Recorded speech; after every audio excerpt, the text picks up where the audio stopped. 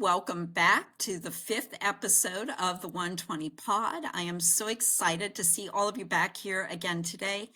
I am Jackie Duda. I live in Central Maryland. I am a member of the sepsis survivor, chronic illness, and disability community. Therefore, the 120 Pod is a podcast serving all three of those issues and communities because a lot of times sepsis and chronic illness and disability overlap somewhat because those of us in the chronic illness and disability community can be more at risk to develop sepsis from infections.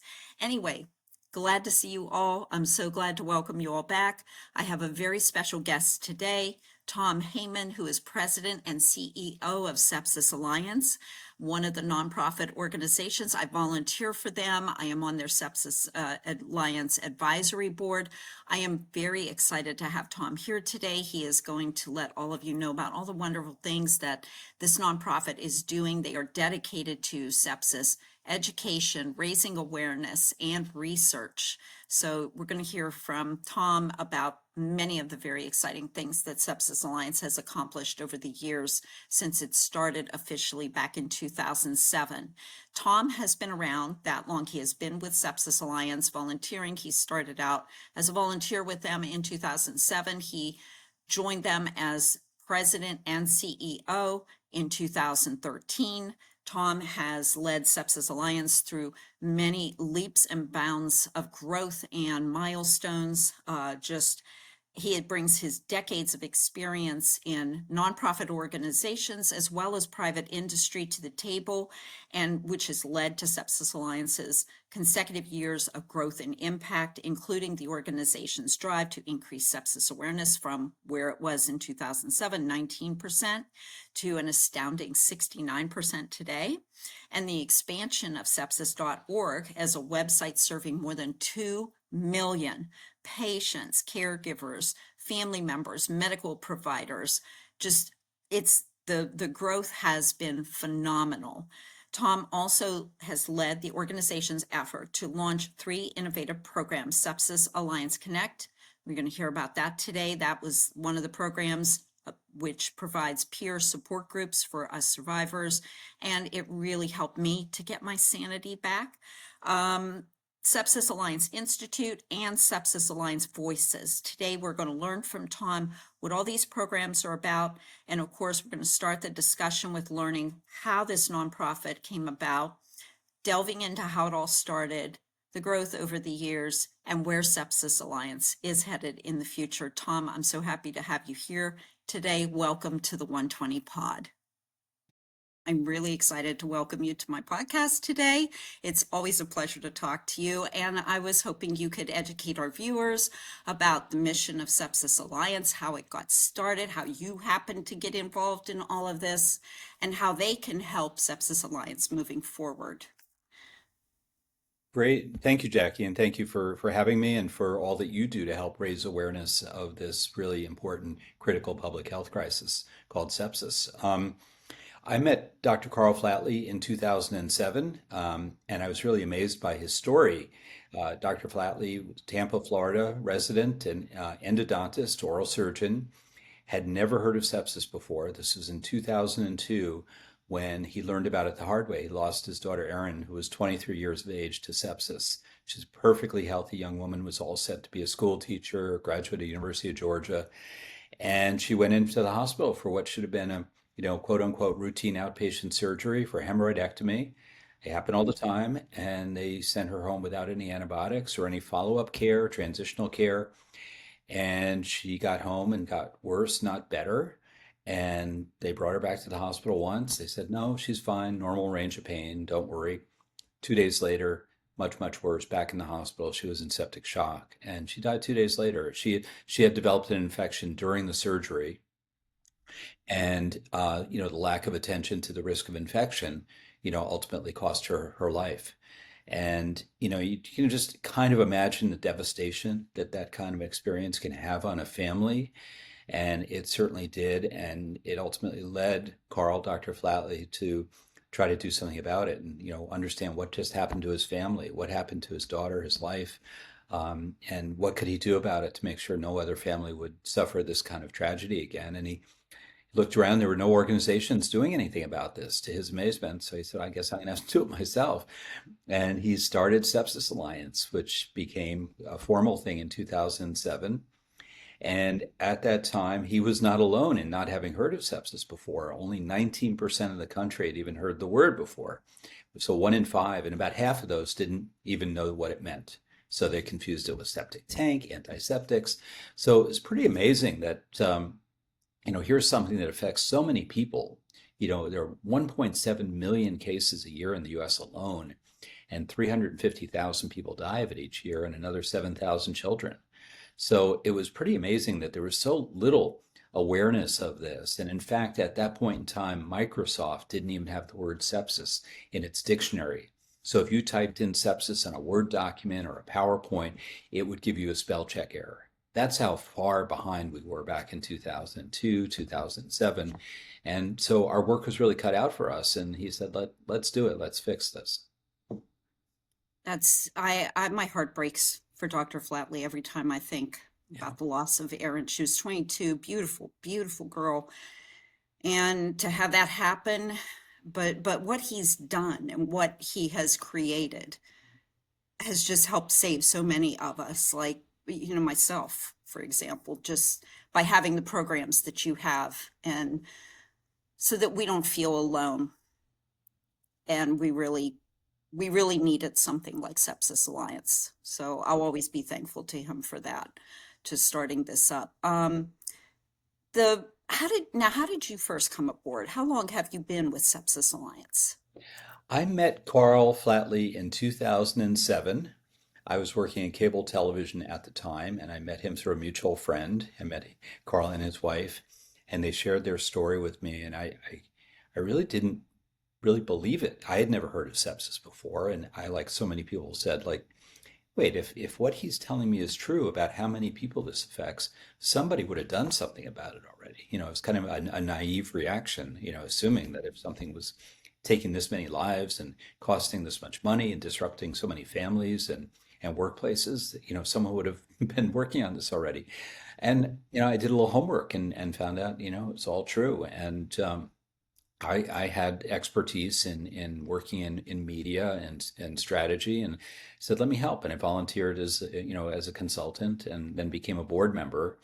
And shortly thereafter, one of my next door neighbors, one of my daughter's best friends, 22 years of age, died of sepsis. He was doing really well with cancer treatment, leukemia, and got an infection, which is a real risk for cancer patients. And so all of a sudden we lost a 22-year-old neighbor. And then shortly thereafter, a very dear friend of mine in his 50s died of sepsis. So it became more real and more personal for me very, very quickly. So the work became very personal, and has really been a passion ever since, to figure out how do we solve this? How do we keep so many people from being hurt by this? Yeah, it does seem unimaginable that the awareness back then was so low. I mean, especially when I hear you talk about how Microsoft didn't even have it in its dictionary, it's astounding. This was only just a little over 20 years ago, not that long.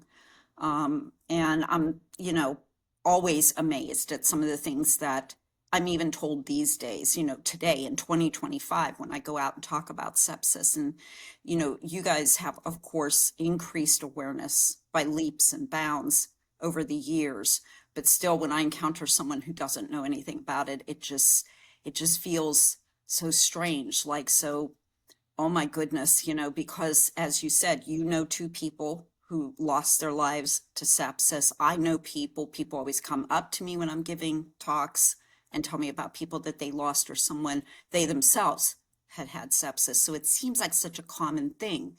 My next question was going to be, like, what are some of the most surprising things that you've learned about the public awareness and sepsis? And you started to touch upon it right there too, when you were, just discussing how, you know, So many things have surprised me in my work in sepsis. One is, when we got started, I think a lot of people, and some still do, confuse it with blood poisoning, or it's something that only happens when you're very old or you're in the hospital. So, a number of really important things for people to know. What is sepsis, first of all? A lot of people still don't know. Some people think of it, well, it's a really bad infection, it's blood poisoning. It's not an infection, it's your body's reaction to an infection. And any kind of infection, it can be a bacterial infection, it can be a viral infection like COVID-19. Um, and it can also be a parasitic infection from a tick bite or things like that. Cellulitis. It can be from a fungal infection becoming more and more common now. So it is your body's reaction to that infection that is sepsis. So it takes an infection plus your body's overreaction to that infection. And we often talk about it in a metaphor. It's kind of like a bee sting. So when you get stung by a bee, it certainly hurts, but it's not necessarily a problem unless you have an allergy and you get that anaphylactic reaction to the bee sting. So the equivalent is the bee sting is the infection in with sepsis, and the anaphylactic reaction is your body's toxic response to the infection, and that's sepsis. And I think a lot of people don't really understand that, and it's important to know that because unto itself we think of infections as something that's can be usually benign, but any infection can lead to sepsis, whether it's a UTI or a kidney stone or a dental abscess or eye infection, and so many things. A simple cut can lead to an infection that can lead to sepsis. So I think really understanding that, and when people die of sepsis, it's very often being phrased as, well, it was complications of cancer or a UTI or HIV or some other thing, and or the flu even. And most normally you don't die from that infection, you die from the response, which is sepsis. So I think that's very important for people to understand, and that it can happen to anyone. It's not just older folks or if you're in the hospital. In fact, most cases start in the community. So most, think of UTIs and dental abscesses and playground cuts and things like that. 87% of cases start in the community and are present when people arrive at the emergency department. So there's a huge opportunity for us to educate the public that if they do not feel well and they think they may have an infection, that they need to think about this as a medical emergency, like a stroke, like heart attack, because it can progress very, very quickly. So a lot of the danger here is not really seeking medical care quickly enough, because sepsis can progress very quickly. Mortality can go up by as much as 8% every hour, the risk of dying up by 8% every hour. So it really has to be thought of like stroke, like heart attack, as something that has to be dealt with very, very quickly. And we've come up with a mnemonic, T.I.M.E, like stroke has FAST for the most common symptoms that someone might be having a stroke. With sepsis, T.I.M.E stands for a temperature, which could be high or low. Infection, signs of an infection, which could be, painful urination could indicate a UTI.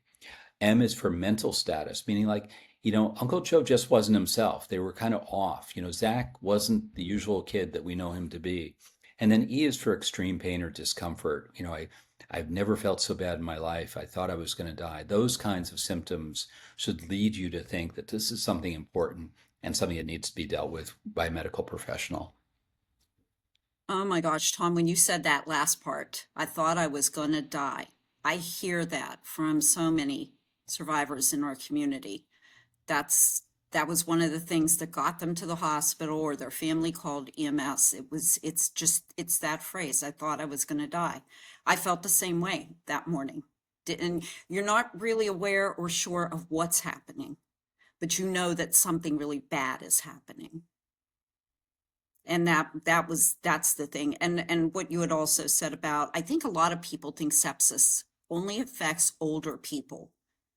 But what I'd like our audience to remember is it can affect anyone. As you said, if there has to be an infection present, right, for sepsis to develop.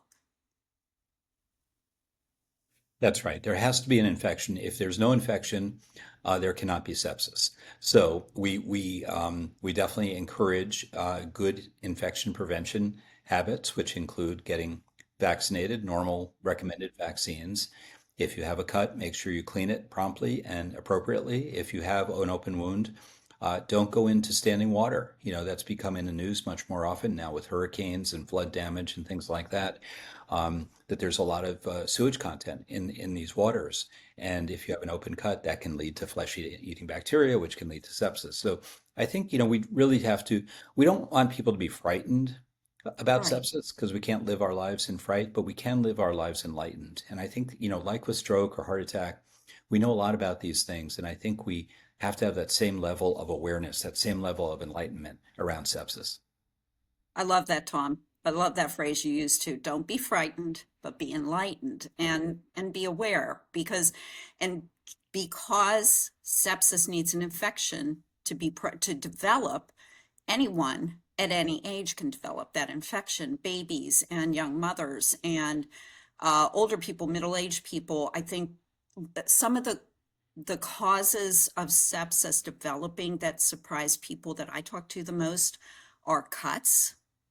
They are always shocked to hear that someone with a cut could develop sepsis because how many times do some of us cut ourselves? And it's a very common thing, like UTIs are very common.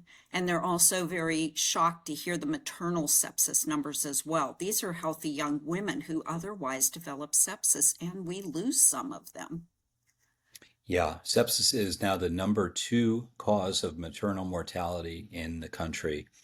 And, this is a big problem. And a lot of it happens postpartum, that there's an infection. And, understandably, a lot of the focus is on the newborn child and not the mom.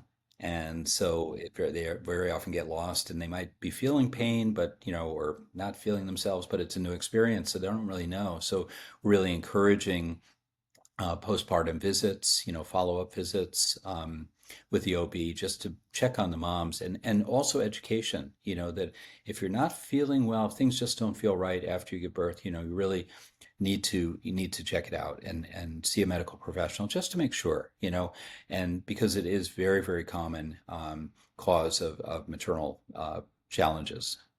Yes. And I mean, I think all of us who give birth, we feel like a truck hit us afterwards. I mean, that's normal. And I hear from a lot of women saying, you don't feel like you're in your own body, so to speak, after you giving birth. So it's a little murky and it's a little hard to tell, like my temperature's raising. Is this just because I gave birth, or are you developing an infection that will lead to sepsis? So it really is tricky. And you're right, education is going to go so far in all of our communities in getting nursing staff and medical providers to be more aware of this too with maternal sepsis. Yeah, absolutely. We have someone in my own town, a mom who got a staph infection while pregnant, and just tragically, healthy young woman, tragically, both she and her unborn child were lost. So this is, really something that we need to pay attention to, and making sure your moms are vaccinated properly, and that you pay attention both to the newborn child who's also at risk because their immune systems aren't developed yet. It takes about a year to get fully developed, and but also the mom, that this is a period of time to be joyous, of course, but also to be mindful about the risks during that period of time. Yes. And the age groups for the higher risk groups, it is infants, right, up to age 1. That's What right. are some of the other higher risk groups for sepsis? Yeah, unfortunately, it's older folks, me included. 70% of cases are in folks 60 plus.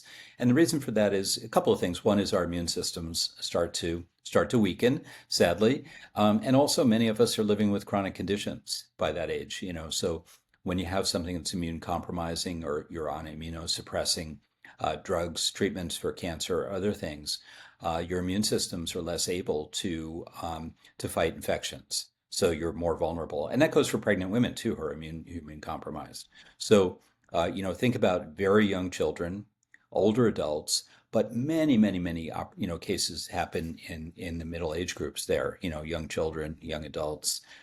It's just very, very common.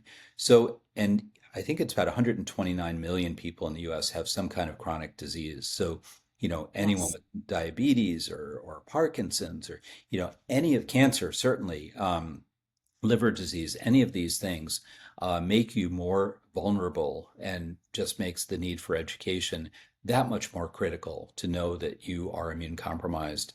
Particularly, cancer patients. The two stories I told about my neighbors, both were cancer patients, and Right. if they and or their healthcare professionals were better trained, perhaps we wouldn't have lost them. Right. Yes, cancer patient chronic conditions are like, and people with disabilities. And I think of members of the cystic fibrosis community. I mean, a lot of them suffer like what seems to be lifelong infections in their lungs because of cystic fibrosis and, requiring antibiotics. And some of them do develop sepsis. I've talked to quite a few. So there's, there's definitely the higher risk groups and, but just back to that train of thought also that we just need to be more aware of infections and ways to prevent infections or to monitor those infections if we do get sick or if we do have a problem. Like, again, I'm going to go back to what you said, be more enlightened. One of the programs that I tell everybody about is the Sepsis Alliance Connect program. That is the program, right, that the peer support groups are under that program, correct? The Connect program? That's right. Sepsis Alliance Connect is a program we started a couple of years ago, and for a long time we've been receiving phone calls and emails from patients and family members asking us if there was any kind of support system for sepsis survivors, and we finally, got enough funding together to start a program. And we have about 5,000 people participating in the program now, and we offer, peer-to-peer community Wow. so folks can share their experiences with one another. We also offer trainings and resource library and things like that. And I think, what's important to know is that, 1.7 million people get sepsis each year. We lose 350,000 people, very high mortality rate. But of the 1.4 million or so who survive, more than half have ongoing challenges. So there's not only kind of an acute aspect to sepsis where you get sick and you're treated, but there are significant chronic ongoing implications from having been in the hospital with sepsis. And they can include physical challenges. We have 14,000 people require amputations each year. So that's a tremendous number. So, their lives are forever changed physically. And then there are, cognitive challenges and psychological challenges, executive functioning challenges, getting back to work. These are all things that are well reported now through our research that can be really an ongoing challenge. And in fact, 2 out of 5 survivors are back in the hospital within 90 days, most commonly with another instance of infection/sepsis.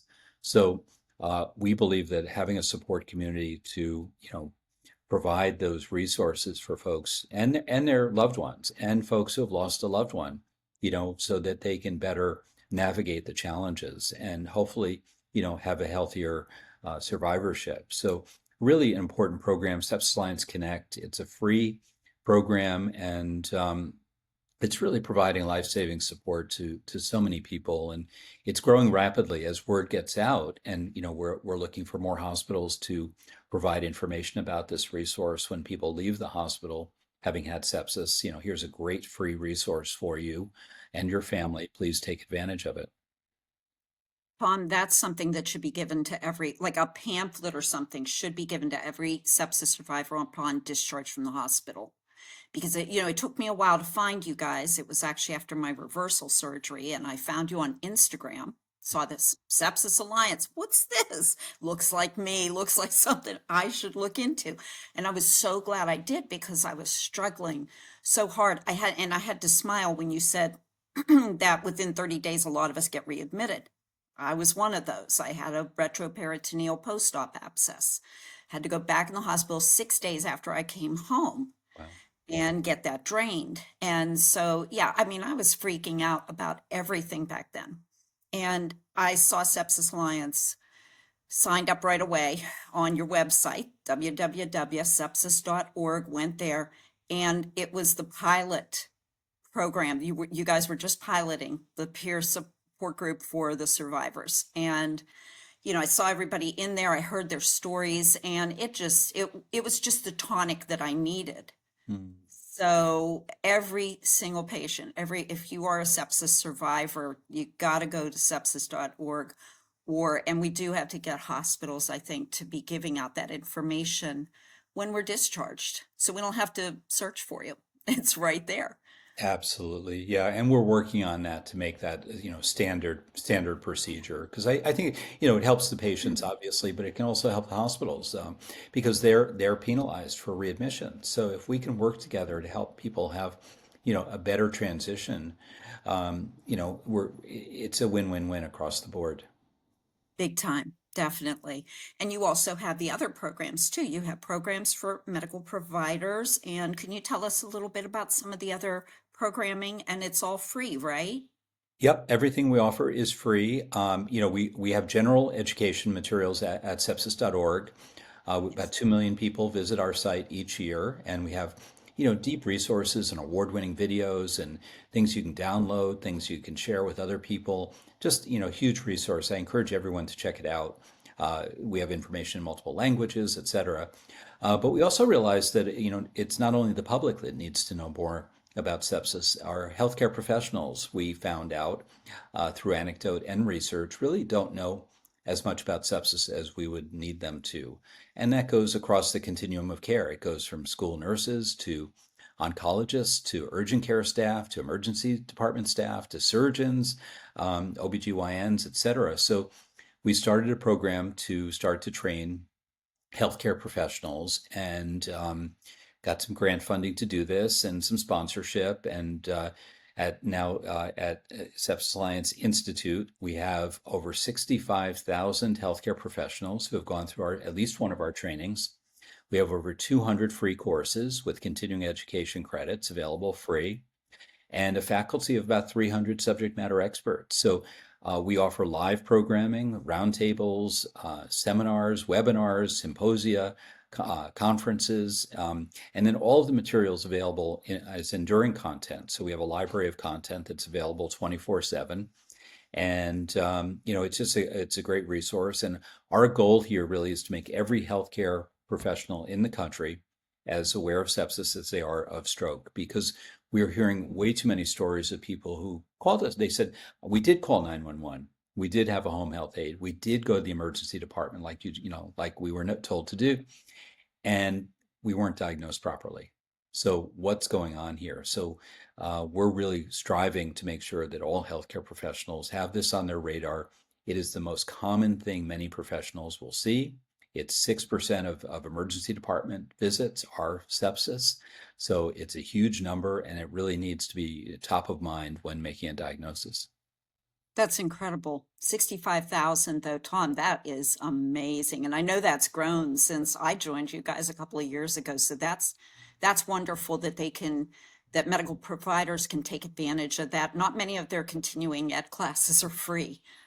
Right. And we're growing at about 1,000 a month as word gets out, and we all have new offerings. And we just Yeah. released a new sepsis fundamentals course for nurses. So a 4-part series. So any nurse in the country can really get up to speed on sepsis in just 4 hours. So, and we continue to innovate new programming, and we have a healthcare professional podcast we just launched called Sepsis Spectrum. Yes, So a nice yes. companion to your Gotta shout podcast, that out Jackie. too. Yes. Yeah, so and we're just dropped our third episode, and really trying to meet healthcare professionals where they are. We know they're busy, we know they're overextended, so we really want to make sure, and moving into nursing education and in the schools and medical education in schools is something we're striving to move into also. Right. And it's so easy to listen to the podcast because I often play them in my car, Yeah. especially when I'm driving on long trips. And, it's just a great way to, you're driving along, you're still paying attention to the road, but you're listening and it's just the information is sinking in. I'm also noticing sepsis is being mentioned more on even TV programming. There's that new show that just got nominated for 13 Emmys. It's done in my hometown of Pittsburgh, Pennsylvania. It's called The Pit. Have you seen it? I have, and it is It's so great that crazy. sepsis is a plot line in many Yeah. cases, and we've seen that in soap operas, we've seen it in Grey's Anatomy, and it's Yes. really helpful to get the word used more commonly so people can start to understand it. So we really appreciate popular media which is very often, the first place people will hear the word. Right, right. And once, one of us develops sepsis or anybody in the family is aware of sepsis, like we were watching The Pit and it was the first episode where, the lead character, the lead doctor was saying, do a sepsis protocol. And my kids were sitting there and they're like, Mom, sepsis. So everybody else, sepsis knowledge is sort of like a ripple in the pond. Once one person learns about it, we tell everybody else, and then those ripples keep increasing, and it does help spread awareness. Absolutely. And in Now, fact, the medical advisor for the pit, yeah, I don't think I'm alerting this. The medical advisor from the pit will be presenting at our September Sepsis Alliance Summit conference, which is, no, for get clinicians, out. but open to everybody. So we're really excited about that get and, connecting the Yeah. dots. Oh, that is amazing. I love that show. They've only had the one season, but my daughter did say they're working on second season already. I love that opener. I mean, how many times I've driven that yellow bridge? I don't know what it's called. I never know what the bridge. I grew up there. I don't know what the bridge names are. I just drive over them.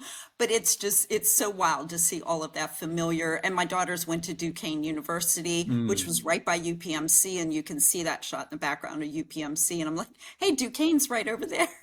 And Pitt, of course, Pitt University, which is a great university. And yes. it's great. It's great to see these on shows. Now, where has Sepsis Alliance experienced its biggest successes, do you think, so far?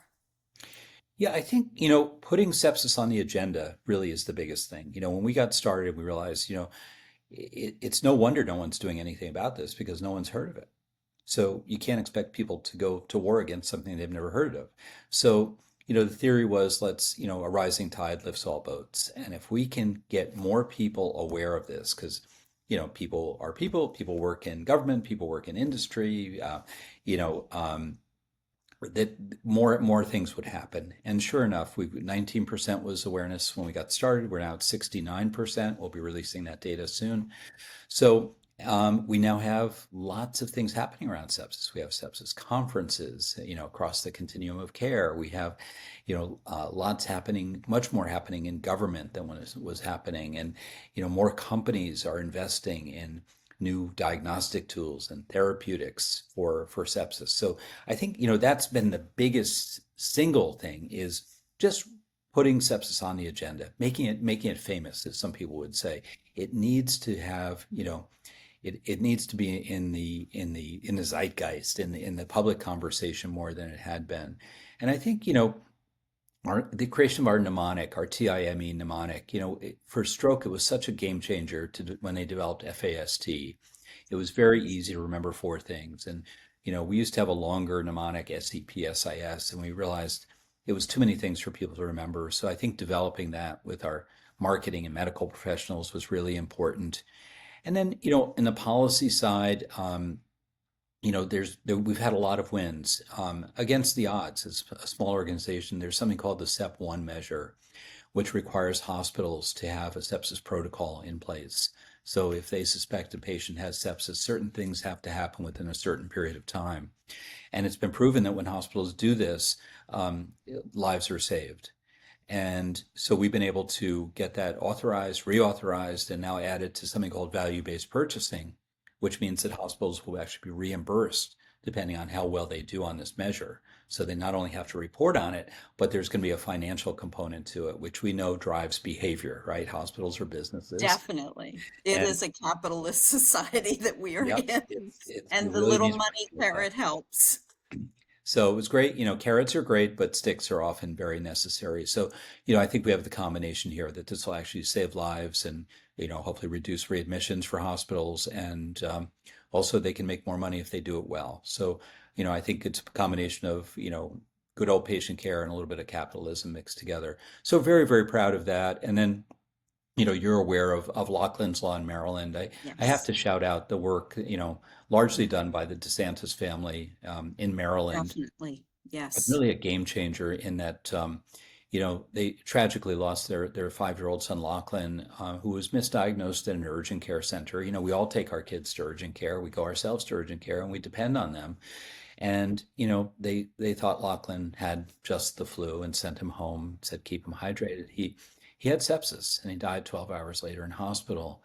And, like Carl Flatley with Sepsis Alliance, the DeSantis family decided to do something about it. And they started a charity and they provide free flu vaccines. And they said, we're going to get a state law passed. And they did. And Sepsis Alliance was helpful. But, the family did the bulk of the work. And Lachlan's law, now signed in by Governor Moore, requires hospitals to not only have a protocol for adults, but for children as well, to know when to admit to the hospital. And then also for urgent care to have a protocol to know when someone needs to be sent to the hospital, and training and education in place. So it's become the new standard. And we're working now in New Jersey to emulate Lachlan's law and create something like that for the state of New Jersey. Is New Jersey's, that's not Lulu's law though, right? No, Or Lulu's law is something else we're working on. Lulu's law is federal legislation named after Lulu Haynes from Montclair, New Jersey, age 4, who died of sepsis following a burst appendix that just, happened too quickly, and care was not, provided as quickly as it might have been.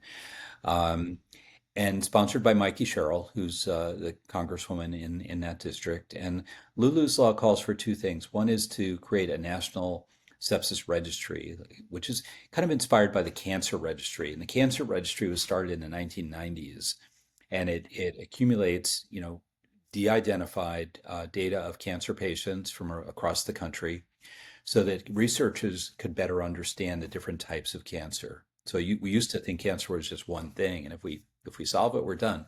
It turns out cancer is 463 plus types of things, and the registry really helped us understand that better by understanding the different phenotypes or how heterogeneous it is. So we're looking to do the same thing for sepsis, which we believe is heterogeneous like cancer, and we don't really completely understand it yet. So, and then the other part is to call for a national sepsis action plan at the government level, which has been done in many other countries. So, Lulu's law is, it's a challenge to get anything done in Washington these days, but we continue to fight for it. We believe these things are critically important and they're worth fighting for. the sepsis registry, like a cancer registry, can be so helpful because, as you just said, over 400 types of cancer. It's not just one thing. And sepsis, like cancer, has something to do with our immune system, right? Like it's so, and there's got to be some links with that, with the immune system. And I've also heard of families where it's almost like, I don't want to say sepsis runs in families, but say a mother develops sepsis, then years later, one of the daughters develops sepsis from an infection. And there's so many questions and theories out there right now, but that also gives me pause to wonder is there a genetic link to the way our immune systems work and the way that our immune systems respond to an infection? Yeah, Just, it's sobering and also really exciting where we are right now, because you can imagine where the cancer organizations were 50 years ago in terms of their understanding of cancer and how primitive it was. And I think our understanding of sepsis will be seen 50 years from now, or hopefully shorter than that, as a primitive understanding of it. And as we get better at it, like we've gotten better at cancer, cancer mortality rates have gone down quite dramatically with many oh my different types of gosh. cancers as we Cancer better, was we're a able to. death sentence. I mean, breast That's right. cancer was a death sentence, no matter what stage a woman had.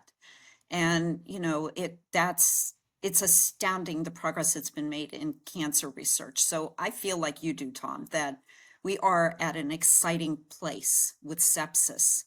And I'm 62, so I'm holding out hope that in my lifetime, I will see the same kind of development. I'm going to keep thinking positive, but there is all of this exciting things going on. And of course, we have Sepsis Awareness Month is coming up in September. We'll be going to the Hill again to talk to legislators about Lulu's law, correct? That's right. September Yes. 11th. Yes. Yes, and I do need to also, like you did, shout out Brooke DeSantis, and because I live here where Brooke is, and I've seen, you see the big blue mobile vaccine clinic, Lachlan's, love for Lachlan, driving around. She's amazing. The work she has done is amazing, and it was just really made me happy when we were there, when Governor Moore signed that into law because of all the work that she's done. She doesn't sleep. She works 24/7 sometimes, I think. And it was just really wonderful to see that come to, that because the urgent cares are places where, like, she took Lachlan for the flu. A lot of us wind up in urgent care. So our urgent cares really do need to be better at screening for sepsis and catching patients before it's too late. Yeah, and we know a majority of folks who end up at the emergency department are diagnosed with sepsis had seen a primary care clinician in the days leading up to that visit. So there's a huge opportunity, what we call upstream for earlier intervention, earlier diagnosis, so that we can shorten the time from when sepsis begins to treatment, which is critically important. So we're really focusing on education and diagnostic tools that can be used in the urgent care setting, in skilled nursing facilities, rehab centers, and even in home. If we had it like we have the COVID test, if we Yes. can develop a test that will tell you if you have an infection, yes, no, if it's a bacterial infection versus a viral infection, which could tell you, how serious it is. A bacterial infection would require treatment much more quickly. Things like that are going to happen. It's just a matter of how quickly. It would be great to have that at-home test that, you could just take it and it would light up and say fungal infection or bacterial infection. And it would just, oh my gosh. And I know, yeah, and we are going to get there. We're going to get there one day. Um, Absolutely. What are some of the other goals of Sepsis Alliance? What are three key takeaways you would like the audience to remember? And of course, tell us ways that audience members here can help, get involved, donate, help, to really expand the mission of Sepsis Alliance. Yeah, yeah, thank you for that. I think it's important to know that this is incredibly common. 1 in 3 of us will get sepsis in our lifetimes, and 1 in 15 of us will die from it. But it doesn't have to be that way. So think about how common that is. How many of us or family members are going to get it? And there's so much that we can do about it. And so I would encourage folks, to put it on their list of things to be concerned about. Sorry to add one to your list, um, but it is real, and I think it is something that we can do a lot about. We can do a lot about it personally in terms of making sure we're following infection prevention practices, that we're sharing our knowledge with neighbors and our community, and we have community education kits on our website, sepsis.org, where if you did want to give a presentation at your church or synagogue or place of work, what have you, we have a couple of thousand people who have done that. It's really helpful to share your knowledge, and then also if you're interested and so inclined, we obviously we're a not-for-profit charity, and we run on donations, and the more we have, the more we can do. So there are lots of ways to support us financially. You can give a donation, you can do a fundraiser, you can join one of our fundraisers. We have lots of them happening. We have something called, Sepsis Alliance activities during Sepsis Awareness Month, including the Superhero Challenge, where folks can swim a mile or run a mile or lift weights for an hour, whatever it might be. And it really is great. It just creates energy around making this better known. ALS had the Ice Bucket Challenge, which really put ALS on the map in a huge way. And, we're striving to get that same kind of attention and awareness around sepsis. So we have so many opportunities to get engaged, learn more, fundraise. If you're interested in advocating, we have trained thousands of advocates through our Sepsis Alliance Voices program.